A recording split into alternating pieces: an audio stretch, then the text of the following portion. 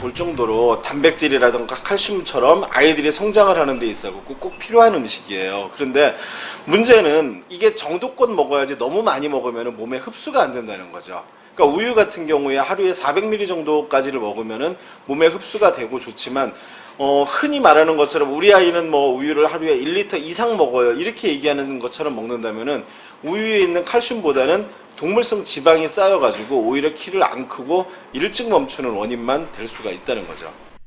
키 크기 위해 하루에 우유 400ml면 적당하다. 그럼 키에 관한 속설로 살펴본 성장의 진실을 정리해보자.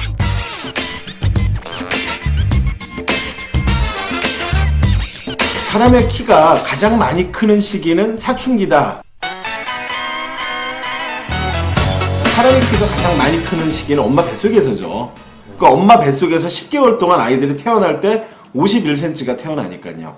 그리고 그 다음 시기는 태어나서 1년 동안이에요. 이 기간 동안 아이들이 한 27cm 정도가 자라거든요.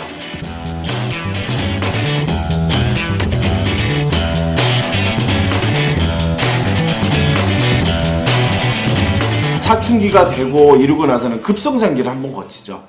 근데 물론 뭐 그때 과장까지 해서 뭐 1년에 20cm라고도 하는데 실제로는 그 사춘기 때 되면 1년에 한 8에서 10cm 정도가 자라고요. 보통 아이들 기준으로 한 2년 정도 지속이 돼요.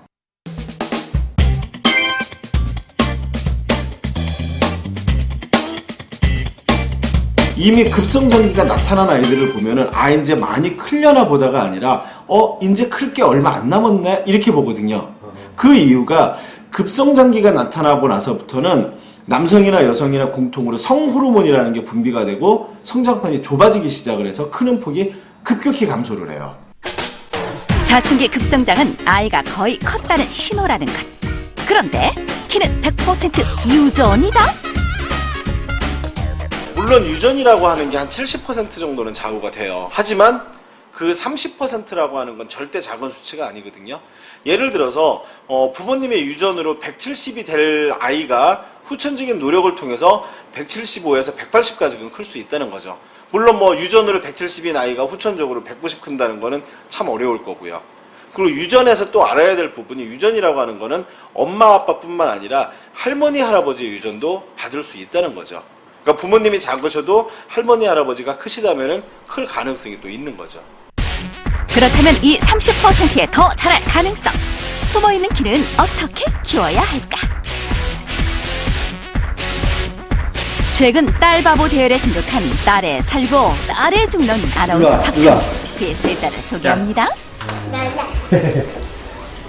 안녕하세요. 첫째 박민진입니다. 그리고 너는? 안녕하세요. 전 둘째 박민서입니다. 그리고? 안녕하세요. 전 막둥이 박민아입니다.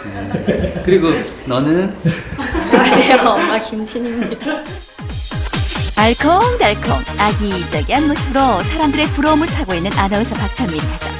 특히 애교 만점, 재치 만점 세 딸들이 큰 화제가 되고 있는데 근심 따윈 없을 것 같은 이 가족에게도 걱정은 있단다.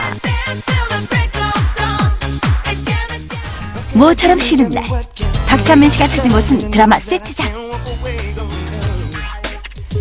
아침에 데려다주고 또 계속 있었죠, 같이. 아빠 박찬민을 아침부터 기다리게 만든 딸은 바로 막내딸 박민하. 애교 있는 말투와 똑소리 나는 연기력으로 드라마의 마스코트 역할을 톡톡히 한단다.